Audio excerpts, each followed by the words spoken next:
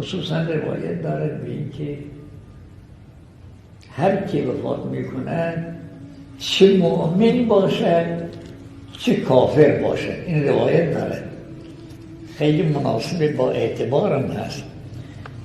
هر کی وفات میکند چه مؤمن باشد چه کافر باشد، میگه ای کاش جلوتر آمده بودم، ای کاش جلوتر آمده بودم.